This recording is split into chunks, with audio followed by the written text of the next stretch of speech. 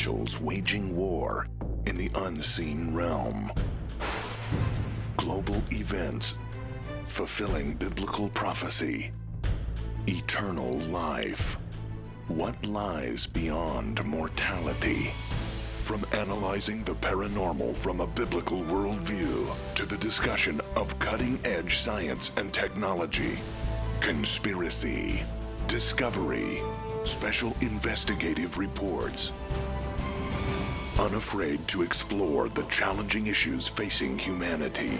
Welcome to another edition of SkyWatch TV.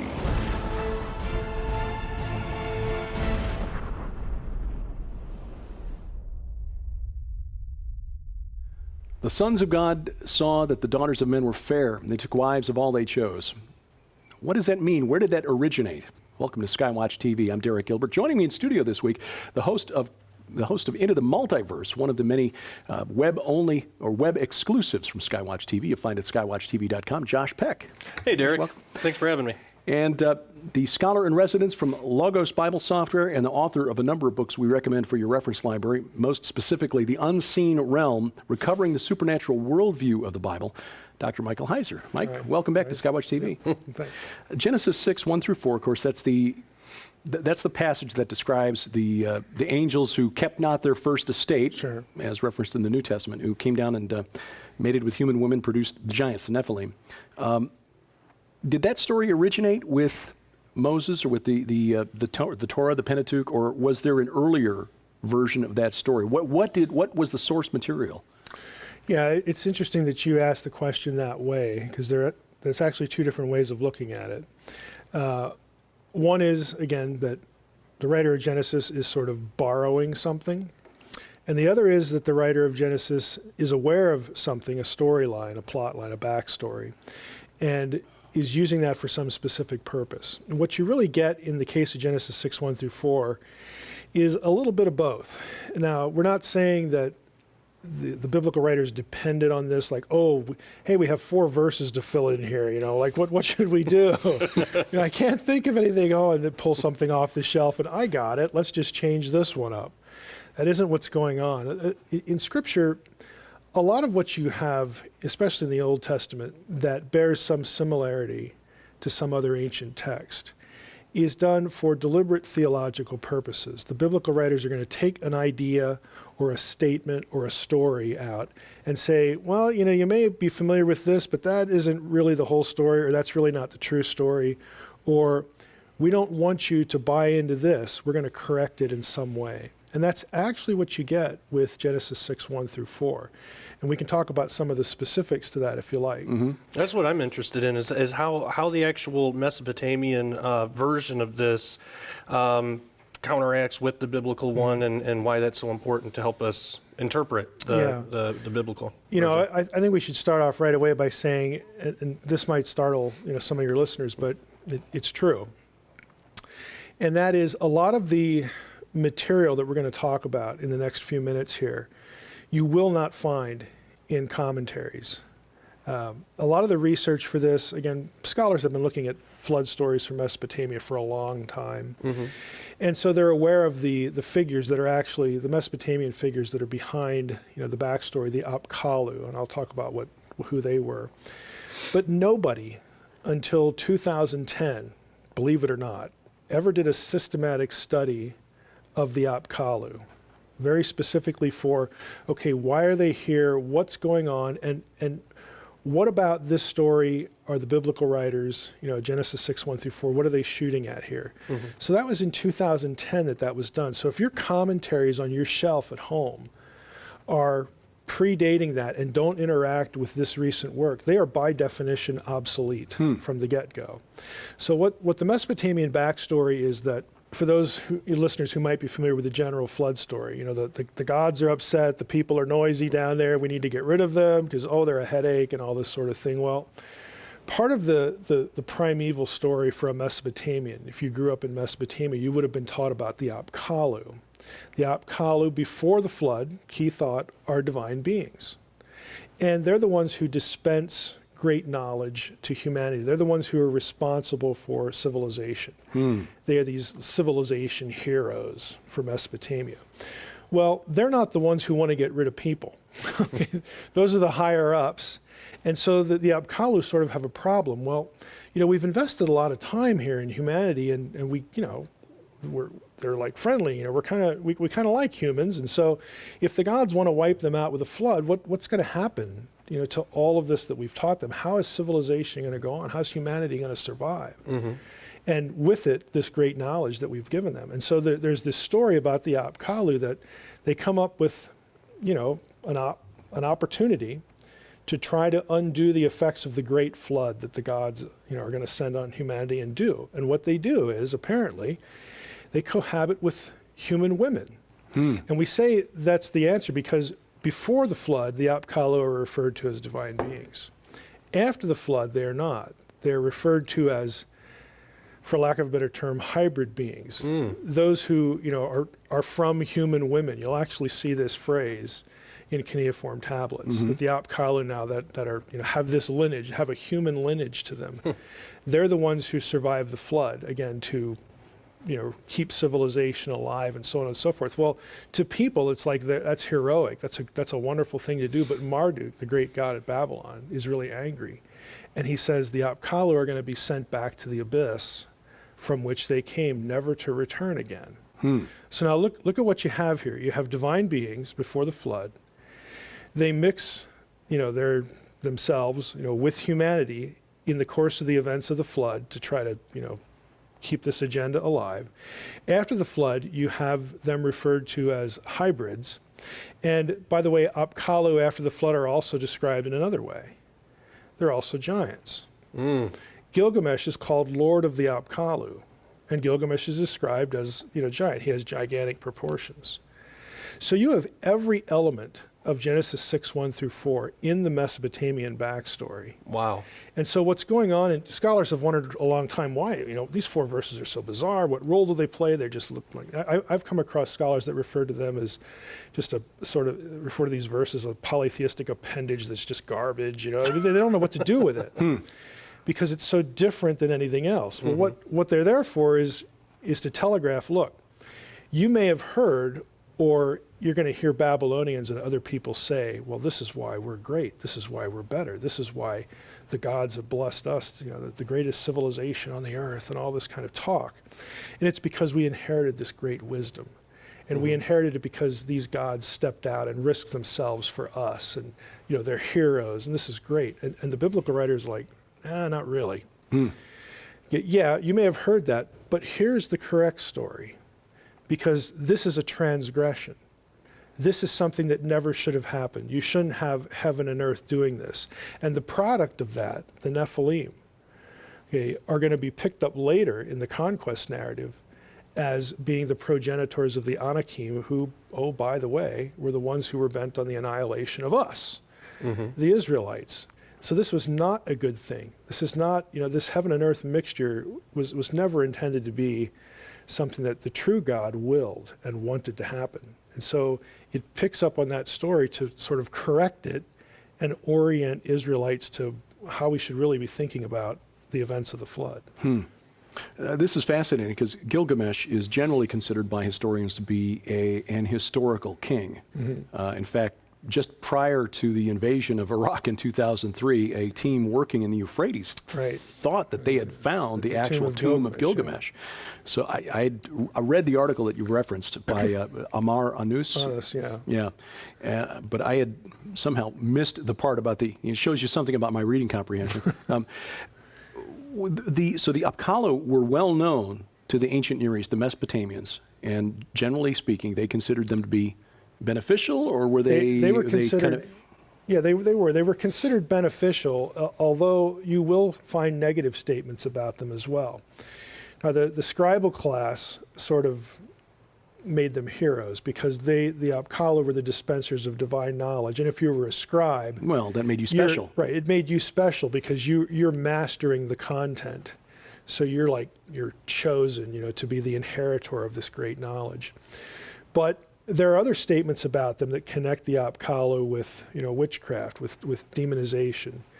in Mesopotamia. This is not just biblical stuff or biblical writers making up stories about the Apkallu. This is Mesopotamian material. So even the Mesopotamians recognized that. Right, that maybe these guys aren't all good guys. Maybe there's something going on here now. Yeah, if you were a farmer who had daughters, it might be a different kettle of fish than if you weren't one of the chosen scribes. That makes sense. In the Greco-Roman world, you have a term like daimon, which is actually neutral. It's just a divine being, could be good or evil, like a spirit. And Apkallu in Mesopotamia kind of feels that way in a lot of places, because it can be either a white hat or a black hat. But if you're a scribe, it's like, oh, these guys are great, because we're the beneficiaries. We've inherited this knowledge, and now we instruct the kings like they instructed kings. The scribes use them to sort of elevate their own status. But for the general person, it's like, well, it's not that rosy of a picture. There's something else going on here. So even, you get hints of that. The Gilgamesh thing is really interesting for another reason too. Gilgamesh is mentioned by name in the Book of the Giants in the intertestamental period. Really? Yeah, he is. So we've talked before about how Jews, again, coming out of Babylon, they go back to their homeland, and then for a couple hundred years you have this intertestamental period where Jewish thinkers and writers are writing about their Old Testament, writing religious content, theological stuff. And they have preserved a number of traditions that you get from the Apkallu story, that the Apkallu were sent into the underworld, they were punished. That's where you get the angels, who were put in chains in gloomy darkness. You don't get that in Genesis 6, but when Peter talks about the angels that sinned at the time of the flood, then he throws that in. It tells you that Peter's familiar with this whole set of ideas, this whole matrix of ideas. And part of that mix is something called the Book of the Giants. And it's scholars refer to it as Enochian material because it sounds a lot like First Enoch, the whole Watcher story, the giant story there. Again, part of a kind of a genre complex of ideas. But Gilgamesh is actually in there, along with there's 2 or 3 other giants named. And it links, it's just another good evidence that Jews living in this time period understood the original context for Genesis 6:1 through 4. And the reason we don't, I think, is because we never look at that stuff in between the Testaments. We never look and ask the question, okay, what was going on in Mesopotamia that might be a touch point here? And I think even worse than all that's like negligence there. But even worse, we, in our tradition, in modern Christianity, we willfully try to strip the supernatural out of the passage. And it disincentivizes going to look for, well, what were they actually thinking back then? Why would Peter look at this passage and refer to the angels that sinned? Because there isn't any other candidate for that, in terms of the Old Testament. Why is he thinking that way? Instead of asking what I think are obvious questions, it's like, oh, well, there's nothing to see here. They're just people, and here's the explanation that will make this go away, that will let you put it on the shelf. Wow. What does it actually say about Gilgamesh in the Book of the Giants? Does it have a lot of information? It doesn't have a lot. It refers to him again as someone who is a post-flood hero. It telegraphs again his role as not sort of a culture warrior or a culture hero, but a little bit of that, because he does inherit the Apkallu knowledge, and so he gets cast in that role a little bit, but there isn't a lot of detail. It just mentions him specifically in connection with the flood as well, this is just a guy. This is like a real person, but again, real but yet kind of different too, for this reason. It's really interesting. Yeah. Well, if the Hebrew writers were drawing upon Mesopotamian material, of course, skeptics are going to say that they were cribbing their entire religion from the ancient Mesopotamians. How do we know that's not true? And better yet, we'll tease you with this. Why was the bed of Og of Bashan 9 cubits long? That and more as SkyWatch TV continues after this. Finally, a book that helps you make sense of the hard-to-understand parts of the Bible. SkyWatch TV is proud to offer The Unseen Realm by ancient language and Bible scholar Dr. Michael S. Heiser. He takes you into the world of the men who wrote the Bible under the inspiration of the Holy Spirit, and by understanding their worldview, you will better understand some of the weird parts of the Bible. Like, why was it so important to mention giants in the Old Testament? And why did Peter and Jude reference the angels who created them in the New Testament? The supernatural war between God and the fallen angels is real. The unseen realm helps you understand the way the apostles and prophets saw that war. And when you order The Unseen Realm from SkyWatch TV, we will add these 2 books free. The Supernatural Worldview by Chris Putnam and G.H. Pember's classic Earth's Earliest Ages. Order The Unseen Realm now by calling the number on your screen or log on to skywatchtvstore.com. Welcome back to SkyWatch TV. Please remember to log on to skywatchtv.com for web-exclusive content. There are interviews we just can't fit into our network television schedule. And, of course, programs like Into the Multiverse with Josh Peck and his wife, Christina, examining the very fabric of reality down to the particle level, light. And beyond. And beyond. Sci Friday, a look at science every week with our science editor, my best friend and wife, Sharon Gilbert. And, of course, daily news updates as well. All of that linked at skywatchtv.com.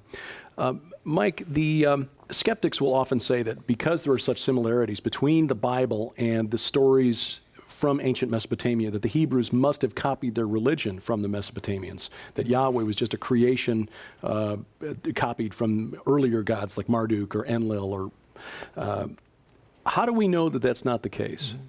Yeah, it's actually a good example of category confusion, because on the one hand, and I like the way you actually put it, borrowing their religion or getting their theology from Mesopotamia. It's kind of hard to make that argument when you're attacking Mesopotamian texts and you're going after Mesopotamian gods and you're going after Mesopotamian religious, theology, that you're an opponent of it. You're casting yourself as against it. Now, to do that, I don't know how you'd oppose something without interacting with it or quoting it correctly. Okay, again, we do these sorts of things. If I could write an essay interacting with atheism. Okay, I'm not getting my theology from atheism. I'm quoting an atheist. I'm using that material to make a point that an atheist would make, but then I'm going to respond to it, or I'm going to tweak Josh gets something. called a New Ager when he starts attacking quantum physics and the way New Agers use quantum physics, and because he's doing that, then he's represented as advancing this idea. It's a category confusion. But you can't interact with something negatively if you never quote it. I mean, how would you do that? How would anybody know that's what you're doing? So, I mean, right away you have the category confusion problem. The whole idea kind of presupposes too that, the ancient world had FedEx or had libraries or had the internet. I mean, the average Israelite, the average prophet, is not going to have access to these texts. Now, they're going to have heard the stories, passed on orally by people they meet. They interact with people about spiritual things like the way we do now, and you learn what they believe and you tell them what you believe. There's all this cross-fertilization that goes on just in the course of normal life. And in their case, they live geographically close to each other. So it's inevitable that you're going to find out who believes this or that about this or that deity. And your neighbor is going to think, well, who makes the crops grow? Well, we don't do that. And again, they're not doing meteorology. So it's, well, there must be a God in charge of that. Right. And so, your neighbor over in Egypt will say, oh, that's this one. Or Mesopotamia, no, it's this deity. And the Israelites are going to say, well, it's Yahweh of Israel. He's our God. He's the true God. In fact, he's the one that, sort of is in command of all you other guys. And he's the one that's going to give you what you deserve in the end. So you have just a geographical proximity and just the normal interaction of life and competing ideas. You don't have to have I can't think a religious thought here without a text. Quick, someone mail me something from Mesopotamia so I can have a thought. Well, we kind of do that nowadays too, don't we? And we see that a lot in the Christian church. If somebody doesn't know something, sometimes they'll just kind of go with what they might think or what feels right, not always looking directly at the text that we have available. So imagine if we didn't even have that text available, what we would think. Yeah, and sometimes I get in trouble for this. Look, folks, newsflash, the biblical writers were people. They really were. They were human beings. They had normal interaction with other human beings. Why the critics, again, just come across, frankly, as just silly. Because, again, it presupposes this Israel of all people in the ancient world. Every Israelite was too stupid to have a theological thought without looking at somebody else's work. Everybody's cheating off somebody else's desk. except for Egypt, except for everybody else, but the Israelites. Except for everybody else, right. You know, it's just ridiculous to make these assumptions about, you know, people just going through their day thinking about, hey, how does the world work? Why are we here? We all do this. Right. They're no different than anybody else. We never see anybody speculate that perhaps there was an original source for this material that got confused and dispersed into other languages after Babel, of course, that these are just simply different accounts from different worldviews of the same basic events. That the reason there are flood accounts in different cultures is because they all remember the same event, but it's never remembered the same way. And of course, those other nations were under the influence of other spiritual guides, to use kind of an imprecise term, these other false small g gods who set themselves up. Yeah, I think really those are all file drawers, you know, that are useful and probably in operation. It's probably not just one, you know, sort of thing for why people are thinking what they're thinking. I think they're all in play because, you know, we can all come up with analogies today, you know, where they're all, you know, sort of in play. I think there would be collective memory of something like a flood event, especially in you know, the geographical ancient Near East. You know, so even if you take a local or a regional view, well, that's a collective memory. That was a traumatic event, and people are going to pass that on, and eventually it's going to get codified in writing, and then different civilizations are going to sort of compete for credit or want to assign blame, you know, to somebody else. You know, so you're going to have to kind of parse it the way, you know, again, a person living in antiquity, because they're predisposed to see that, you know, the spiritual world is interactive with their world. They're not like us. You know, even Christians, that I often accuse Christians of being selectively supernatural. You know, where we want to believe in a Trinity and the virgin birth, but we don't want to believe anything about Genesis 6 or some of this other stuff. That isn't the way that the ancient person is going to be doing that. They're going to be looking for, you know, spiritual powers, spiritual causes and effects to what's going on. So I think that, again, would be certainly a part of what, you know, why they're thinking what they're thinking.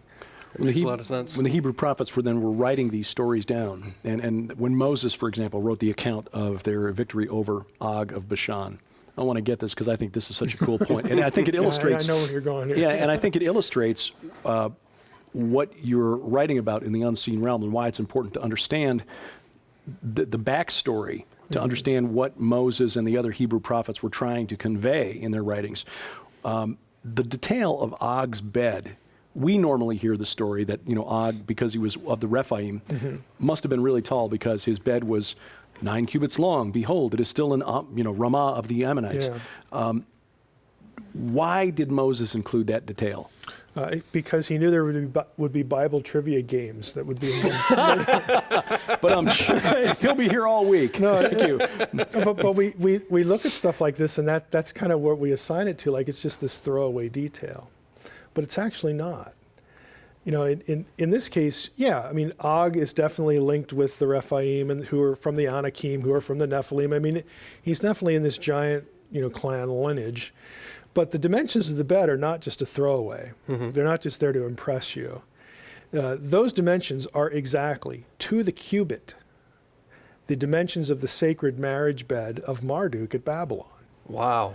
Now, you ask, okay, it's fair to say not every Israelite would know that, but literate Israelites would read that and go, okay, I know where that's coming from, you know? But why would the writer do that? Well, the writer wants to link Og back to the Babel event, back to the flood era, and of course to the Nephilim. Why? Because they're bad guys.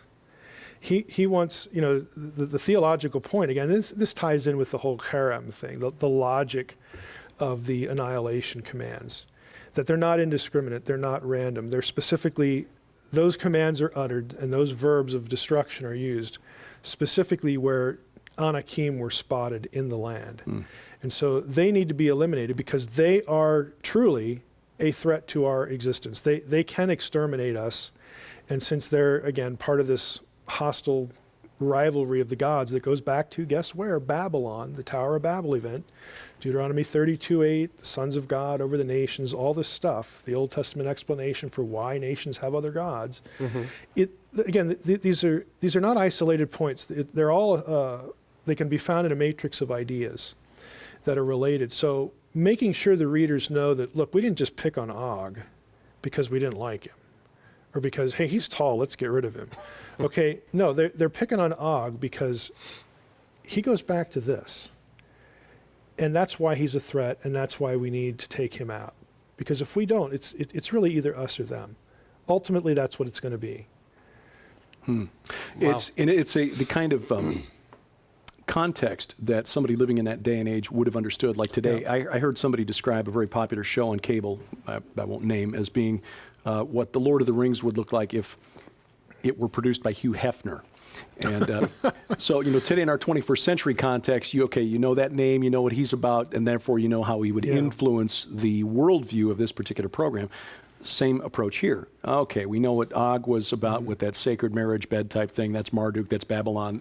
Okay, we understand why now he was a bad guy. Well, would that have been like common knowledge back then? They would have known. There would have been catchphrases. There would have been, again, religious ideas that people were familiar with, like with the sacred marriage, festivals in pagan cultures, and even, there's a big debate over whether in apostate Israel, whether some of that was imported into Israel as well later on.